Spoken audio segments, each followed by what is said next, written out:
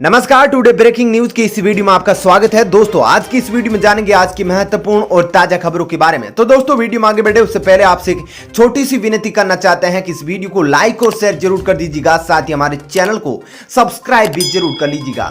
वहीं पर दोस्तों, वीडियो में आगे बढ़े उससे पहले आपके जनरल नॉलेज में वर्दी के लिए आपसे एक प्रश्न पूछना चाहते हैं। आज आपको कमेंट करके बताना है कि अंतर्राष्ट्रीय योग दिवस किस दिन मनाया जाता है। जी हाँ, कमेंट करके आप जरूर बताइएगा। तो चलिए दोस्तों, बिना देरी की शुरू करते हैं आज की खबरों के कारवा को। अंतर्राष्ट्रीय योग दिवस यानी कि 21 जून से देश के 18 साल से अधिक उम्र के हर एक नागरिक को मुफ्त में कोरोना की वैक्सीन लगेगी। प्रधानमंत्री नरेंद्र मोदी ने हाल ही में राष्ट्र के नाम पर अपने संबोधन में मुफ्त टीकाकरण का ऐलान किया था। उन्होंने कहा था कि 21 जून से 18 साल से ज्यादा उम्र वाले हर व्यक्ति को सरकार निःशुल्क टीका लगाएगी। ऐसे में सोमवार से शुरू हो रहे, चलिए अब जानते हैं अगली अपडेट। भारतीय रेलवे ने रेल यात्रियों को एक बड़ी राहत दी है। जो यात्री आईआरसीटीसी की वेबसाइट या ऐप पर ऑनलाइन ट्रेन टिकट बुक करते थे और फिर उन्हें कैंसिल कर देते थे, उन्हें अपना रिफंड पाने के लिए 2-3 दिनों तक इंतजार नहीं करना पड़ेगा। लाइव हिंदुस्तान की एक रिपोर्ट के अनुसार जो यात्री आईआरसीटीसी के पेमेंट गेटवे आईआरसीटीसी आई पे के माध्यम से टिकट बुक करते हैं, उन्हें टिकट रद्द करने की तुरंत बाद उनका रिफंड मिल जाएगा। चलिए दोस्तों, अब जान लेते हैं अगली अपडेट। प्रधानमंत्री नरेंद्र मोदी आगामी बृहस्पतिवार को जम्मू कश्मीर की क्षेत्रीय पार्टियों से बातचीत के दौरान राज्य के दर्जे पर बातचीत करेंगे। इससे पहले जम्मू कश्मीर पर 2 महत्वपूर्ण बैठकें शुक्रवार को दिल्ली में हुई थी। जम्मू कश्मीर को दोबारा राज्य का दर्जा देने की रणनीति पर राष्ट्रीय सुरक्षा सलाहकार अजीत डोभाल कई महीनों से काम कर रहे थे। अब 24 जून को वार्ता को महत्वपूर्ण माना जा रहा है, क्योंकि इसके बाद केंद्र और जम्मू कश्मीर की पार्टियों के बीच बातचीत शुरू होगी। चलिए दोस्तों, जान लेते हैं अगली अपडेट। कोरोना काल की मुश्किल घड़ी में गहलोत सरकार मनरेगा में 100 दिन का अतिरिक्त रोजगार देगी। राज्य सरकार ने प्रदेश भर के विशेष योग्यजनों द्वारा 12 उदयपुर के जनजाति परिवारों के लिए बड़ा फैसला लिया है। सरकार के इस फैसले से हजारों परिवारों को नरेगा में 2 गुना रोजगार मिलेगा। चलिए दोस्तों, जान लेते हैं अगली अपडेट। केंद्र ने सुप्रीम कोर्ट में कहा कि कोविड-19 संक्रमण से होने वाली किसी भी मौत को कोविड मौत के रूप में प्रमाणित किया जाना चाहिए। ऐसा नहीं करने पर डॉक्टरों के खिलाफ कार्रवाई की जाएगी। केंद्र की तरफ से यह बात अदालत को दिए गए एक हलफनामे में कही गई है। चलिए दोस्तों, जानते हैं अगली खबर। भारतीय किसान यूनियन बीकेयू के नेता राकेश टिकैत ने ट्वीट कर आंदोलन को तेज करने की बात कही है। रविवार को टिकैत ने लिखा कि सरकार मानने वाली नहीं है, सरकार का इलाज तो करना पड़ेगा। ट्रैक्टरों के साथ अपनी तैयारी रखो, जमीन बचाने के लिए आंदोलन तेज करना होगा। इससे एक दिन पहले भी टिकैत ने कहा था कि केंद्र सरकार ये गलतफहमी अपने दिमाग से निकाल दे कि किसान वापस जाएगा। किसान तभी वापस जाएगा जब मांगे पूरी हो जाएगी। हमारी मांग है कि तीनों कानून रद्द हो, एमएसपी पर कानून बने। चलिए दोस्तों, जान लेते हैं अगली अपडेट। भारतीय जनता पार्टी से नाराज चल रहे राज्यसभा सांसद सुब्रमण्यम स्वामी ने एक बार फिर से केंद्र सरकार पर हमला बोल दिया है। स्वामी ने ट्वीट कर कहा कि केंद्र में लोकतांत्रिक चेतना की कमी है। उन्होंने इजरायल और अब म्यांमार के मुद्दे पर भारत सरकार के कदमों की आलोचना की है। सुब्रमण्यम स्वामी ने अपने ट्वीट में लिखा कि यह चौंकाने वाला है कि मोदी सरकार ने चीन समर्थक बर्मी सेना द्वारा म्यांमार में लोकतंत्र की हत्या की निंदा और आंग सान सू की गिरफ्तारी पर संयुक्त राष्ट्र के वोट में तक भाग नहीं लिया। हमने इजरायल पर और अब म्यांमार के मुद्दे पर अपने आप को अलग रखा है। ये बात एक बहुत ही ज्यादा खराब है। चलिए दोस्तों, जान लेते हैं अगली अपडेट। कोरोना मृतकों के आश्रितों को मिलेगी कम से कम 1800 रुपए मासिक पेंशन। दरअसल एम्प्लॉय स्टेट इंश्योरेंस कॉर्पोरेशन यानी कि ईएसआईसी ने हाल ही में कोविड-19 रिलीफ स्कीम को मंजूरी दी थी। स्कीम का मकसद ईएसआईसी कार्ड होल्डर की कोरोना मृत्यु होने पर उसके आश्रितों की मदद उपलब्ध कराना है।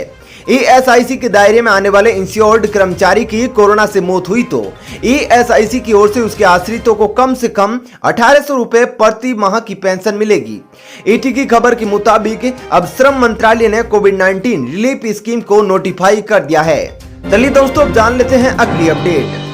आज दुनिया 7वां अंतर्राष्ट्रीय योग दिवस मना रही है। 21 जून की तारीख ने पिछले कुछ ही बरस में इतिहास में एक महत्वपूर्ण स्थान हासिल कर लिया है। भारत की पहल पर शुरू हुए इस खास दिन को लेकर दुनिया के अलग अलग देशों में खासा उत्साह है। अंतर्राष्ट्रीय योग दिवस के मौके पर प्रधानमंत्री नरेंद्र मोदी ने सोमवार सुबह देशवासियों को संबोधित किया और योग के माध्यम से बीमारियों से दूर रहने का फॉर्मूला दिनचर्या में शामिल करने की बात कही है। कोरोना काल के दौरान भी देश और दुनिया के योग कार्यक्रमों की तस्वीरें भी लगातार वायरल भी हो रही है। चलिए दोस्तों, अब जानते हैं अगली अपडेट। पीएम मोदी ने योग दिवस पर अपने संबोधन में कहा कि योग सिर्फ शारीरिक शक्ति नहीं बल्कि मानसिक रूप से चुस्त दुरुस्त करता है। पीएम मोदी ने कहा कि योग हमें स्ट्रेस से स्ट्रेंथ और नेगेटिविटी से क्रिएटिविटी का रास्ता दिखाता है।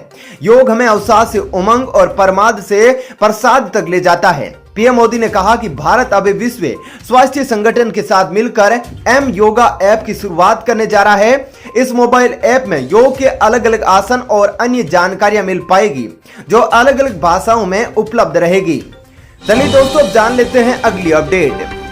कोरोना महामारी में एक ओर जहां लोग नौकरी छिन जाने से परेशान हैं, वहीं दूसरी ओर साइबर अपराधी इस मौके का फायदा उठाकर नौकरी दिलाने के नाम पर लोगों से पैसे लूट रहे हैं। अब गृह मंत्रालय ने ऐसे फ्रॉड को लेकर अलर्ट जारी किया है। अगर आपको भी मेल या मैसेज के जरिए नौकरी का ऑफर आया है तो अप्लाई करने से पहले अच्छे से जांच पड़ताल कर ले।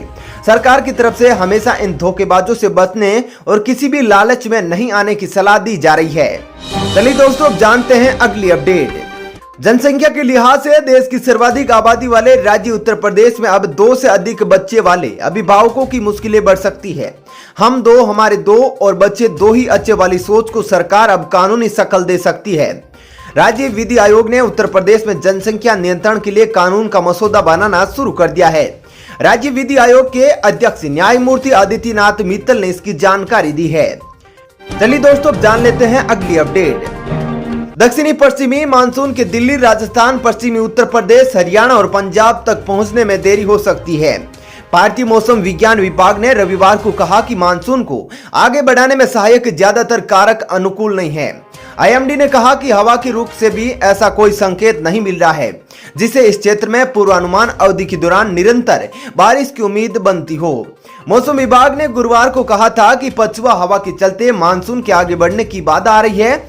यह स्थिति 23 जून तक बनी रहेगी। मौसम विभाग ने कहा कि एक कम दबाव का क्षेत्र बन रहा है। इसके प्रभाव से पूर्वी उत्तर प्रदेश और बिहार के कुछ इलाकों में अगले 24 घंटों के दौरान भारी से अत्यधिक भारी बारिश होने की संभावना है। मौसम विभाग के मुताबिक 26 और 30 जून के बीच मानसून के रुख में बदलाव होगा और वे मानसून होने के साथ ही धीरे धीरे उत्तरी भारत की तरफ भी बढ़ेगा। चलिए दोस्तों, जानते हैं अगली अपडेट। विदेशों में पीली धातु में हो रही भारी गिरावट के दबाव में अगले सप्ताह घरेलू स्तर पर भी सोना 4.40% और चांदी 6.43% की गिरावट में रही। एमसीएक्स वायदा बाजार में सोने की कीमत सप्ताह के दौरान 2152 रुपए यानी कि 4.40% उतरकर सप्ताहांत पर 46,728 रुपए प्रति 10 ग्राम रह गई। वहीं पर घरेलू स्तर पर चांदी समीक्षाधीन सप्ताह के दौरान 4,647 रुपए कमजोर हुई और सप्ताहांत पर 67,580 रुपए प्रति किलोग्राम पर बिक्री रही। चलिए दोस्तों, फिलहाल इस वीडियो में इतना ही। ऐसी ही खबरें देखते रहने के लिए आप हमारे चैनल को सब्सक्राइब कर लीजिएगा, साथ ही इस वीडियो को लाइक और शेयर जरूर कीजिएगा। धन्यवाद। जय हिंद।